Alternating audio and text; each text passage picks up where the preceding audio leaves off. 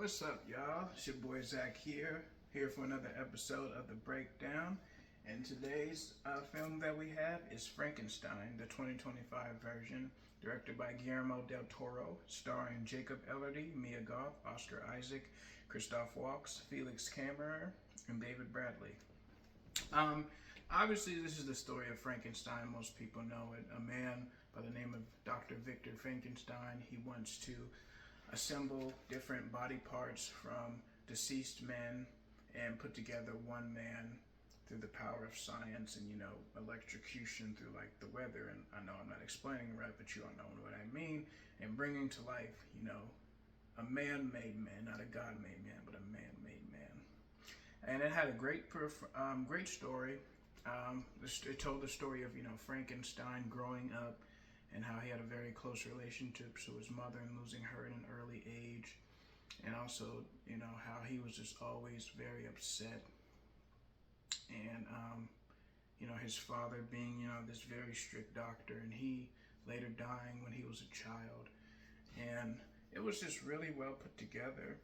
And, it showed how he was just on this mission. He ended up meeting this rich guy played by Christoph Waltz, who would basically supply him with the equipment and the laboratory in order for him to perform the experiment of bringing his creature to life. So he ended up, getting everything together.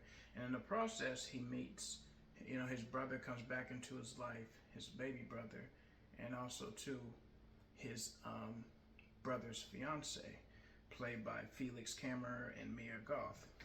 And Mia Goth's character, Elizabeth, she has a real deep love for the simple things in life, like, butterflies and leaves and plants and things like that.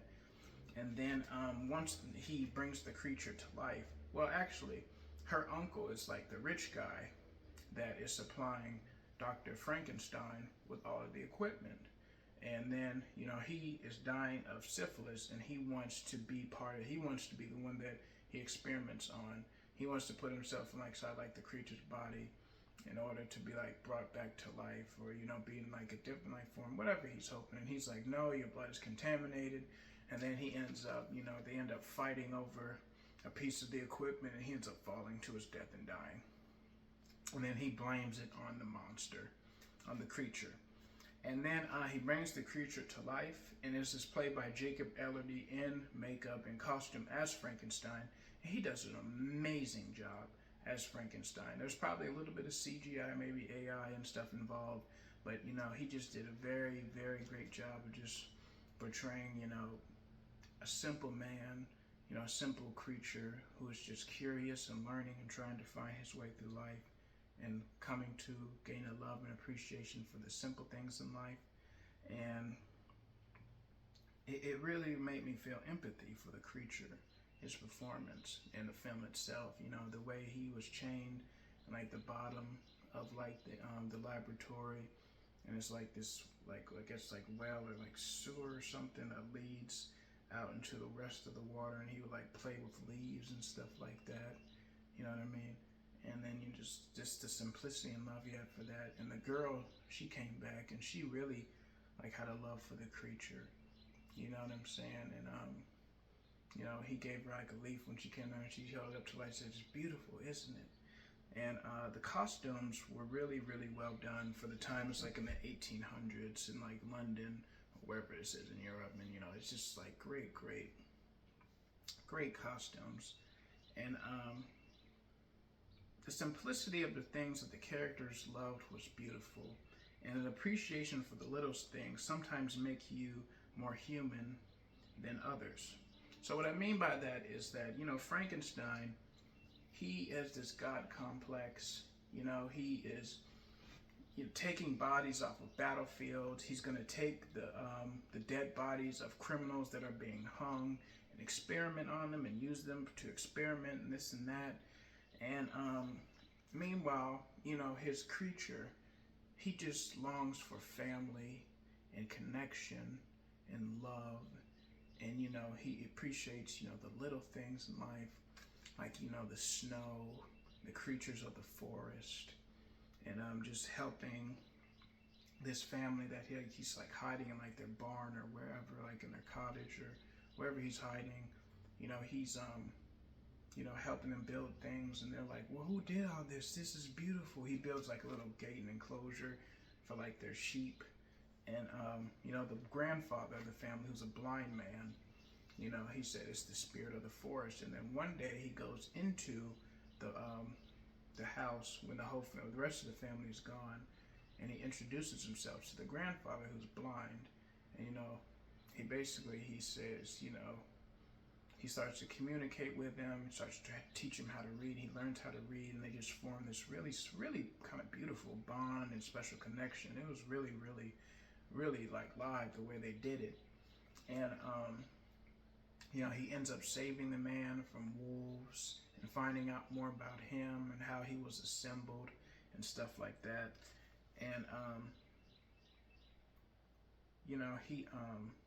it was just that theme of seeing things with your heart. It's beautifully conveyed. Blind man doesn't see him with his eyes, I believe, but he sees him with his heart. The things that he does, the way he helps him, the way he reads, the way the words flow off his tongue. It was just it was really well conveyed. I thought it was awesome.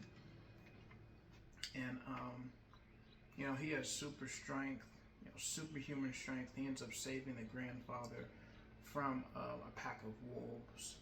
He ends up saving him from a pack of wolves. And when he comes to the house, when he had gone away and came back, like some of the men of the family come back and be like, "You did this to him," and then they end up like shooting at him, and he ends up killing one of them. But then like he gets shot. Basically, they chase him out into like the yard. He gets shot and he passes out. Then he goes and once he wakes up, he goes and tracks down Victor Frankenstein at his brother and his fiance's wedding. And the fiance is so happy to see him. He asks Dr. Frankenstein, to make him a creation, but he refuses. Starts to beat him up, throw him around the room and shit like that. And then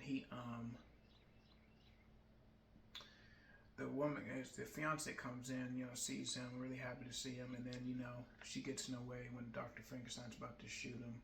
And then Frankenstein, the creature, accidentally kills like the brother. When he comes rushing the room, he pushes him, he hits his head and he bleeds out, and he says, as Frankenstein's holding his brother William, he says, "Brother, you are the monster. You're the one that's the monster."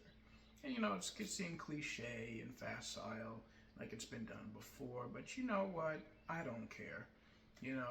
Not every movie has to have a whole ton of depth and deep themes to be a great film or a really well done film. Some plots can be really simple and basic.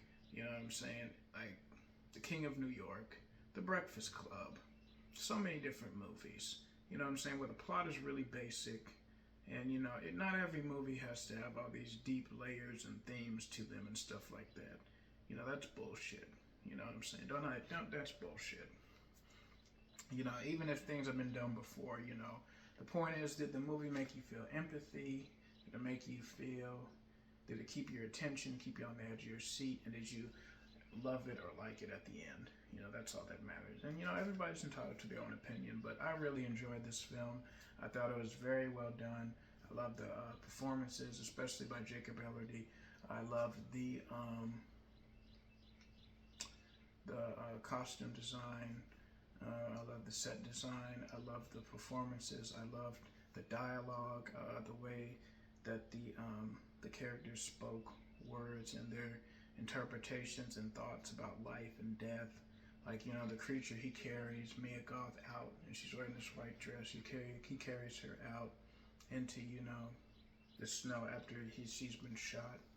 And, she said, I never felt I really belonged in this earth. She gives like a really beautiful, well-written monologue, before the end. And I just really enjoyed this film. I thought it was really well done.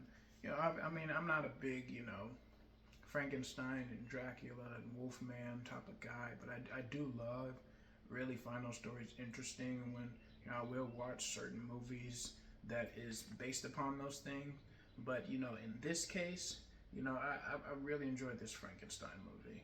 I think Guillermo del Toro, he's a really great director. He really makes you feel empathy for the monsters. And he has a great movie called Shape of Water that you've never seen. Go check it out.